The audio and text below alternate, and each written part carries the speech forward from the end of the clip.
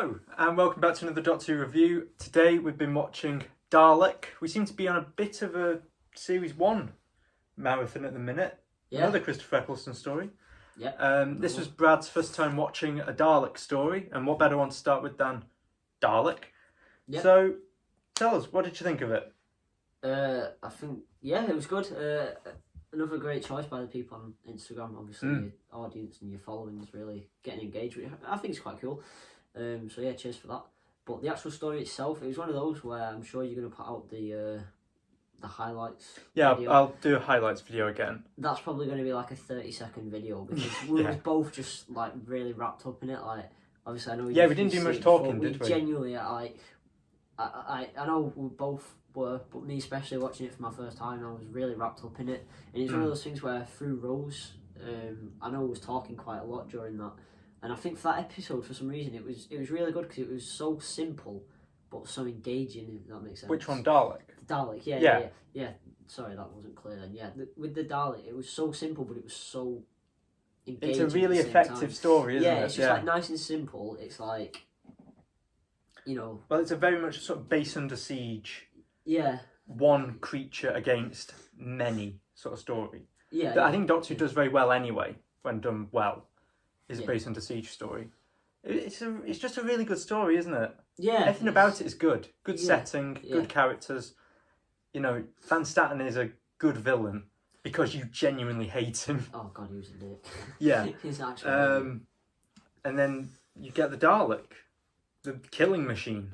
Yeah. You had a few questions throughout it, didn't you, about what a Dalek is and why it looks like it does, and I think that just comes from not really knowing knowledge and the context of it. Yeah. Apart from that, it's one of those things. There's not really a lot to say about it, but no, there isn't a great deal to say. It was really good. What did you think of Christopher Eccleston's Doctor in this one? Again, yeah, brilliant. He's a really good Doctor, isn't he? Yeah, brilliant. I particularly like that scene where he orders the Dalek to kill itself. Yeah, that's really good. Yeah, I think that's really well done. Another one of those scenes where it's just kind of driven by like emotion and absolutely, yeah. Like a kind of like a panic, you know, and a hatred. It's hatred, isn't it, of the Daleks? You kind of see all that coming out in that scene, which I think is quite cool. And like a few of the other ones, because it was just one of those things. Obviously, you've got the Van Hatten. What's it called? Van Statten. Van Statten. That's the one. Van Hatten. What's Van Hatten? Where have I got that from? Manhattan? I don't know, it sounds a bit like Manhattan. You might have been thinking of that. I'll Google it later and see. Yeah. I guess just edit that out. No, I'm keeping that in. Oh, great, nice one, thanks, yeah. I liked it because obviously you had the Dalek that was obviously causing chaos.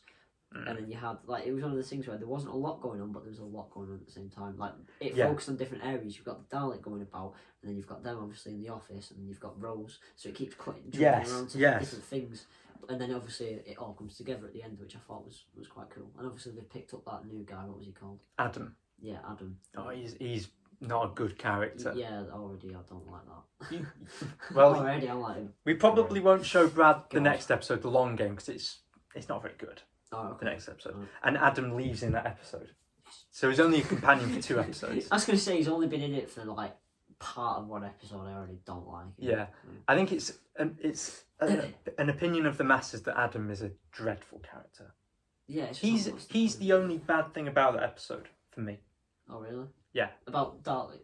About Dalek, yeah. Right, okay. If you got rid of him, it wouldn't make any difference to the story. No, it wouldn't. No. I don't see why he had to be in it. No. Personally. Just dog's back. Oh, the dog's back, and she's lying down. She's not barking, which is a good sign. Don't jinx it. Oh yeah, don't jinx it. Touch wood. The Daleks' killing spree as well was excellent. You did mention about the CGI. Yeah, it's just another one of them things where I think because it's dated, but again, I think like I said in the Rose review, I'm a huge believer in that you don't need good graphics and good effects and CGI to entertain a good story. And yeah, it's because the story is so good, isn't it? Yeah, it is such a good story, and it's one of those things. It's just so simple that it's not like trying to overcomplicate things. It was just nice and simple. You had a lot of demonstration of the power of obviously the Dalek. That's the title of a Doctor Who story. That really Power of the Daleks. Yeah. Oh, well, I didn't know that was an accidental reference there. Yeah. I love that scene where the Dalek just kills everyone in that hallway. Yeah, see, you're not a fan of the CGI in that. no, But I think it's just a date. It's a dated thing, yes. But what did you think of the extermination effect of the human going to a skeleton as it's shot? Yeah. Do you like that, or would you rather them just die? I think I'd rather them just die, to be honest. Really? I think, yeah, I don't really think that was a... There have been a few different graphics to show a Dalek killing somebody. Oh, so there's a skeleton, right, which is sort of the de facto one now. Right, okay. Right. In the classic series, they had sort of the screen going to white, the entire screen going to white. Right, and then it'd just be like a dead body. Yeah. Right, okay. Which I'm not a big fan of. No, I'm guessing that's just because at the time it was... Yeah, it was probably a lot easier to just go, just that entire shot, paint it white. And then just cut to people lying on the floor. Yeah. I think in the 60s they did a sort of... They didn't do anything, I don't think, in the 60s. They just had people dying. But because you couldn't have the effect of the laser coming out of the gun, right, they would be very campy deaths. Oh. So very cheesy or very panto. Oh, God. No, so I think you prefer it somewhere in the middle of that, wouldn't you? Yeah, like, even just sort of like a... Like, you know, from Star Wars, I'd have, like, just, like, the little laser, like, it just shoots. Like, if it just had, like that or something, like, just like a rapid fire one of them that just, like, wiped everything out. I think that would have been a lot more scary than just... The Cybermen have that as their effect, though, Right, okay. So you can't really have the same effect for two types of monsters. True. You did notice the Cyberman head at the start. To my surprise, I did notice the Cyberman head. I don't know how I knew what it was. I'm guessing I've just seen it. You've probably seen it at mine, yes. And then remembered the name. But yeah, I was like, isn't that a Cyberman head? And he was like, yeah. So maybe a Cyberman story is next to show you.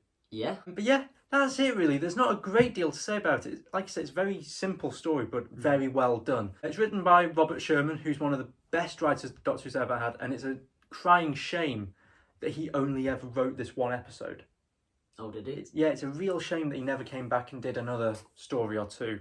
Because it's really, really good, actually. And it's adapted from the Sixth Doctor audio that was done a few years beforehand. I'm just adding in some little...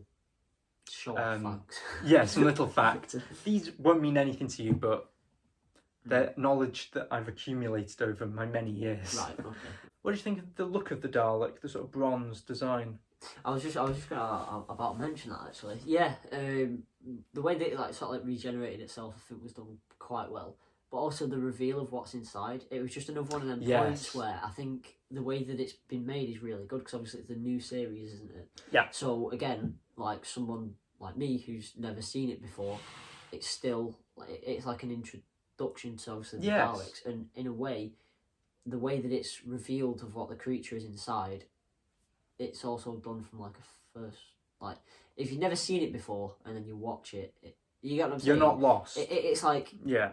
Yeah, it introduced it in a way that works really well with the first series. For newcomers as well. Sense. Exactly, yeah. It's like one of those episodes where it's entertaining enough to watch, but you're also learning about the backstory.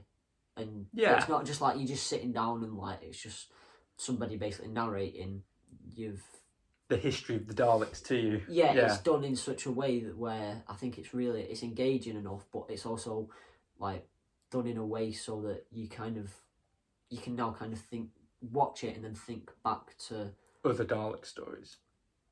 Yeah, or you can kind of imagine what like the Time War must have been like. I mean, I was going to mention that to you. You get what I'm saying? Because like if you think that's just what one has done and it's killed like 200 people however many, then you imagine like, oh shit, imagine like a full race of them. That would be pretty.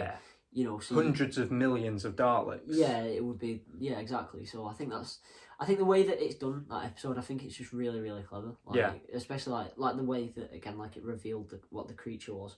You know, obviously that was done towards the end of the episode, and it was done in a way. The whole episode is done in a way, so it's like if you don't really have much understanding of it, you can learn as it goes on. You learn as it goes on, and then when you've finished the episode, you've come out learning something more about Doctor Who. And you do feel slightly sorry for the Dalek at the end. Yeah, I think we said that in the review. Because the way that it's portrayed at the end, you go, oh, It's got emotion. It's this helpless creature in this battle tank. Yeah. In Rose and now in Dalek, there's been references to Time War. Yeah. Do you have any idea of what the Time War might be? Well, it's referenced a few times, obviously, in there. Yeah. When he's having that sort This of. is the first proper time that the Time War is mentioned. Properly mentioned, yeah. Yeah. And you kind of learn a little bit about it because obviously it's the Doctor's race of people versus the Daleks, isn't it? Yeah. And obviously, I can't remember if it was Rose or this episode where he mentioned something like it started because of him. Like, didn't the Doctor start it or something? The Doctor didn't start No, it. It was what the Daleks happened? that started it. Or did he end it? He ended it. He ended it. He ended it, yeah. That was it. Right, okay, yeah. It's in Dalek, yeah. Yeah, and he's the only one that's survived it. So I'm guessing it was the Daleks versus some Time Lords. Time Lords. That's the one. Yeah. So. What's neat as well about Time Lord is that you don't see it. So you never see it. You see it a bit in Day of the Doctor, but you only see it for about 2 minutes. Right. Okay. So it's left mostly up to the imagination. Yeah. Which I like, because then you can imagine it being this great big space battle. Yeah. With Daleks flying everywhere and Time Lords in battle TARDISes and all this amazing stuff that they just wouldn't be able to do on a TV budget. Yeah. But I see, that's one of the things that I like seeing with your reactions is how you're reacting to the introduction of the Doctor, TARDIS, Rose, Daleks, Time War, all these things that now, 15 years on, are pretty much taken for granted. Yeah. But at the time, and like for you now, you're experiencing them for the first time. Yeah, yeah. And I'd say that based on your reactions, that you're quite enjoying it so far. I am. I'm actually really enjoying it. It was one of those, the other night I was sat there, because they're on Netflix at the minute, aren't they? Yeah. And I was sat there, I was like, I'm going to put one on, but I thought, no, I'm not going to do it, because I want to keep it fresh for when we're doing these videos, in case I watch one that, you know, because I want it to be, like, genuine, you know, if we're doing this. Yeah. Like, I mean, the way that I think we'll do it is that instead of just showing you every single story, because there are some duds in it, is show you the sort of key episodes. Right, okay. Yeah, so maybe the next one will be The Empty Child Doctor Dances, which is a bloody good story. Right, okay. It's about gas mask zombies in World War II. No, that sounds right up my street. I thought that would that appeal sounds to right you. up my street. Out of 10, what would you mark Dalek? Honestly, I don't know. I'd probably say about the same as Rose. What did you give Rose again? 7 or an 8. 7. I'd probably say around a 7 or an 8. Just purely because, I don't know, I know you really liked it, but for me personally, I didn't like the whole, like the way that the Daleks killed the people, like that. That was just like, what am I watching kind of thing. Like, they could have been like, I understand the creativity behind it, and I think it's cool because it's enough to realise that it's such a threat, but in the same time, it gives it an extra flourish. Yeah, but I feel as though you either like or don't like. Yeah, exactly. Which I personally feel as though it could have been done in a more creative way. I think they could have been like something else there, which was, you know. Well, I think you look at it now in 2020 and think, well, it could have been done like this and this and this. Yeah, yeah. But you have to remember at the time. Yes. Yeah. And I've grown up with that as the sort of de facto Dalek death. Right, okay, yeah. Watching this from when I was 4. Yeah. So I've sort of grown up just accepting it. Right. So now I watch it and go, oh, that's how somebody dies when they're shot by a Dalek. Yeah, right, okay. Whereas to me, when I'm getting introduced to it, it's like, why have they chosen? Yeah. You look at it with 15 years of retrospect and can go, ooh, they could have done it a bit differently. Yeah, of course. Yeah, I get that. That makes sense. On the whole, yeah, it's a really good story. Maybe even a 9. I'd say a 9. Maybe even a 9. I'd give it a 9. It's really good. Oh, yeah. 8.5. It's still one of the best Dalek stories, I think, that Doctor's ever done. Yeah, it was great. Yeah, it's really good. So next up will hopefully be The Empty Child Doctor Dances. It's a 2-parter. Oh. So 2 45-minute episodes. That was another thing. It doesn't feel like 45 minutes. No, it does not. Because it goes by so quickly.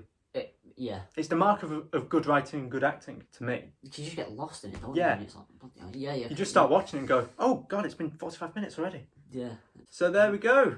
There was Dalek. I've said that like 3 times now. Yeah, just... Because I keep thinking of things to say. Yeah. Yeah, we're fine. So there we go. There was Dalek. It's a really good story. And yeah, Fourth time. yeah, yeah, really good. That was good. I would recommend that. So would I. I mean, there's no point in me saying that because Everyone's probably everyone's watched probably it. seen it. Yeah. I'm like, yeah. So thanks for watching, guys. Cheers. I'll see you soon for another Doctor Who episode review. In a biz. Goodbye. Sweet. Not bad, that. That was good.